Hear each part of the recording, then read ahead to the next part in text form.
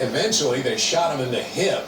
The man's here in stable condition right now, but if you know anything that can help police, they want to hear from you. Melissa Vega at the live desk as we continue to follow that breaking news. The first death from tropical depression Imelda has been confirmed in Jefferson County. This is in the Beaumont area. The Jefferson County Sheriff's Office taking to social media to share a post from the family of Hunter Morrison saying Hunter was trying to move a horse. He was electrocuted and drowned.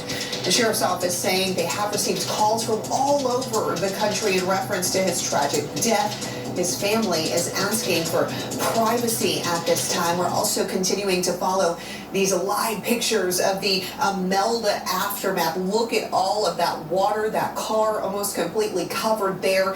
And for the latest from Houston, let's go to NBC's Jay Gray.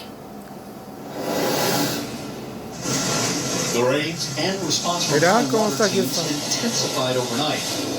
Y no para de llover todavía. 1,000 people have called 911 for help. We're trying to get everybody out of here, trying to open up the roads the best we can. One of the biggest roads in the area, Interstate 10, is giving way to the floodwaters. Others have been completely washed away. The remnants of Tropical Storm Imelda swallowing southeast Texas, some areas near Houston, taking on more than 2 feet of rain.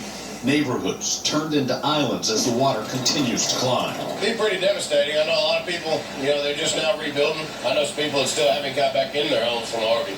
And now this, it's pero te pretty hizo devastating for a lot of people. The system has spawned Los tornadoes. tornados. It's really a miracle that no one died out here, considering some of the damage that we're seeing. Trees and power lines cut down, at least 2 homes damaged by a twister in Baytown.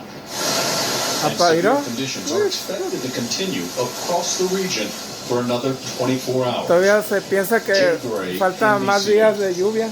New at 5, a dead-end street here is just an open invitation to people who are up to no good, and neighbors tell us they're just disgusted by what's happening outside their homes.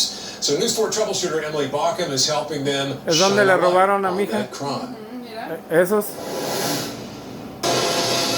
During the day, the streets are quiet in the neighborhood. I love my neighborhood, my community, I love it. There's just one problem, my dead end.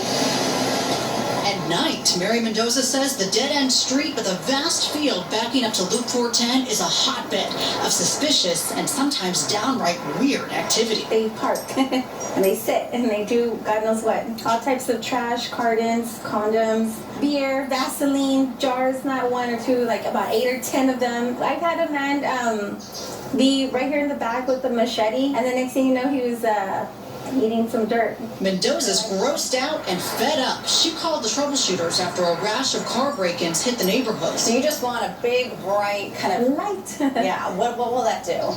Shine some light here, get that. Maybe it won't be so nice and cozy. The troubleshooters looked into what it will take to get a street light and maybe even a guardrail out here. Thank you for bringing it to our attention. Adriana Rocha Garcia is the area's brand new councilwoman. We're looking now for an expedited process for the cost projection so that we could start working on it ASAP. While we wait for what a light or guardrail would cost and how soon they could be installed, we learned the councilwoman is making street lights a priority. My first week on the job, really, I met with the city manager and I requested a lighting study because I've traveled in every part of the district in the evening, and I've noticed that the higher crime areas, the lighting is very poor. So I requested a lighting study for the district. I need help. To Mendoza's relief, this neighborhood will actually be among the first areas the lighting study examines. That's the only thing we could do is raise awareness. If we don't, then how are we going to be heard?